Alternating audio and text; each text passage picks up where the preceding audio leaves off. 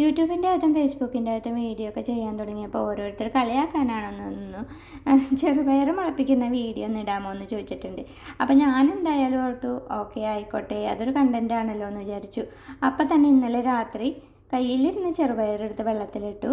ഇന്ന് രാവിലെ അതിൻ്റെ വെള്ളം ഊറ്റി കളഞ്ഞിട്ട് 12 മണിക്കൂർ വീണ്ടും പുറത്ത് വെച്ചു കേട്ടോ. ഇപ്പോൾ 7:30 സമയമായിട്ടുണ്ട് രാത്രി. അപ്പം ദേ നമ്മുടെ ചെറുപയർ നന്നായിട്ട് പൊട്ടി മുളച്ചിരിക്കുന്നുണ്ട് കേട്ടോ. ഇനിയിപ്പോൾ ഇതറിയില്ല എന്നും പറഞ്ഞിട്ട് ആരും എനിക്ക് മെസ്സേജ് ഇടുമൊന്നും വേണ്ട കേട്ടോ. എന്നെ കളിയാക്കാനായാലും ഒരു ചെറിയ കണ്ടൻറ്റ് തന്നതിൽ ഭയങ്കര സന്തോഷമുണ്ട്. പിന്നെ അതിൻ്റെ കൂട്ടത്തിൽ എന്നാൽ ഇനി വേറൊരു ഇൻഫർമേഷൻ എങ്കിലും തന്നേക്കുക.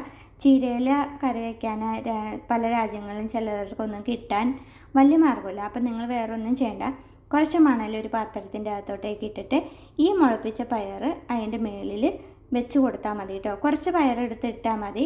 ഒരു 4 ദിവസം കൊണ്ട് നല്ല ഹെൽത്തി ആയിട്ടുള്ള എന്താ പറയുന്നത് പയറിൻ്റെ ചെടികൾ ഉണ്ടായി വരും കേട്ടോ. പയർ മണ്ണിൻ്റെ മേളിലാണ് വിതറേണ്ടത്.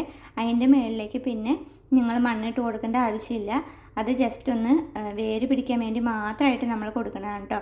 വെള്ളത്തിൻ്റെ അകത്തായാലും വെള്ളത്തിൻ്റെ അകത്ത് വയ്ക്കുമ്പോൾ താഴത്തെ പാത്രത്തിൻ്റെ അകത്തൊരു വെള്ളം നിറച്ചിട്ട് മേളിൽ എന്തെങ്കിലും ഒരു തുണിയോ കാര്യങ്ങളോ വിരിച്ചു കൊടുക്കണം കേട്ടോ. ഇല്ലെങ്കിൽ ചിലപ്പം പയർ ഒത്തിരി കേടായി പോകാനുള്ള സാധ്യതയുണ്ട്. അപ്പം വീഡിയോ ഇഷ്ടപ്പെടുവാണെങ്കിൽ ലൈക്ക് ചെയ്യുക. ഓക്കെ.